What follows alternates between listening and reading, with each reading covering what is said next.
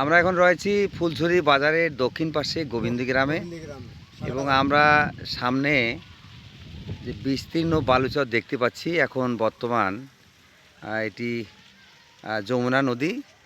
আজকে আমরা এসেছি যে আমাদের যে গাইবান্ধা থেকে ঘাঘট নদী ফুলছড়ির পাশ দিয়ে একদম দক্ষিণ পাশে চলে গিয়েছিল। আমরা সেটাই মূলত দেখার জন্য আসছি। তো এখন যেহেতু এটা ভেঙে ফেলেছে নদী, এখানে নদীর কোনো চিহ্ন নাই ঘাঘটের। তা আমরা একজনের সঙ্গে কথা বলি, এখানকার স্থানীয় লোক। কি নাম আপনার? আমার নাম মোহাম্মদ গোলাম হোসেন। গোলাম হোসেন। আপনার বাড়ি কোথায়? বাড়ি এখানে আমার বাড়ি। আপনার এই গ্রামের নাম কি? আমার গ্রামের নাম বরম তাইর। বরম তাইর। তো আমরা আসলে আজকে আসছি যে এক সময় তো আমাদের যে গাইবান্ধা থেকে যে নদী ঘাঘট নদী প্রবাহিত হয়েছিল সেটা তো এই পাশ দিয়ে চলে গেছে। এইটাই না? কোথায় সেটা দেখেন তো একটু, কোন পাশ দিয়ে গেছে? দেখা যায় এখন মানে এই মাঠটা আছে না, হ্যাঁ, মাঠটাই আপনার নদী।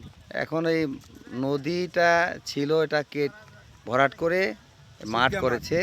আমরা ঠিক যে জায়গাটা দাঁড়িয়ে আছি ঠিক এই জায়গায় এসে যমুনা নদী ভেঙে ফেলেছে, তাই না? এটা এই ঘাঘটটা আপনি স্রোতধারা দেখছিলেন তো এর আগে, না? দেখছেন কিরকম স্রোত ছিল? মোটামুটি ভালোই ছিল। ভালো। কতদিন আগে সেই স্রোতটা দেখছিলেন? এটা স্রোত ছিল আপনার আজ থেকে প্রায় 40 বছর হলো। 40 বছর আগে। আচ্ছা, আপনি দেখে দেন তো যে এইরকম এই ঘাঘট নদীটা কোন পাশ দিয়ে চলে গিয়েছে দেখেন তো। এখন তো চর। হ্যাঁ, এখন চর। আপনার এই গাছগুলো দেখেন আছে, হ্যাঁ, ছোট ছোট জমির মধ্যে। হ্যাঁ হ্যাঁ হ্যাঁ, ওঠে ভুট্টা গাছগুলো।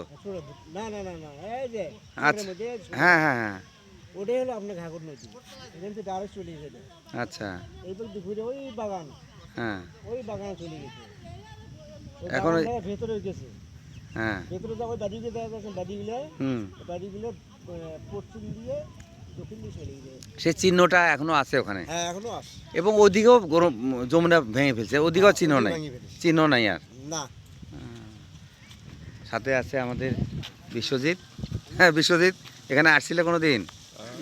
ওইভাবে আসা হয়নি, এদিকে ঘুরতে আসছিলাম, তবে ফুলছড়ি ঘাট পর্যন্ত আর ভরতখালি পর্যন্ত। এদিকে আসো নাই? নদী খুঁজতে খুঁজতে এদিকে আসা হয়নি। আচ্ছা আচ্ছা, আর কেমন লাগছে? অনেক ভালো। অনেক ভালো না? অনেক ভালো লাগছে, আমাকেও লাগছে অনেক ভালো। আমি এর আগেও একদিন এসেছিলাম, তো আমার এখানে একটু তথ্য বাকি ছিল, এটা সংগ্রহ করার জন্য আজকে এসেছি। তো আমরা সামনের দিকে এগিয়ে যাব। এই নদীটার ঘাঘট নদীর স্মৃতিচিহ্ন এখনও ওইদিকে কিছুটা আছে, আমরা ওইদিকে যাচ্ছি এখন। সকলকে ধন্যবাদ।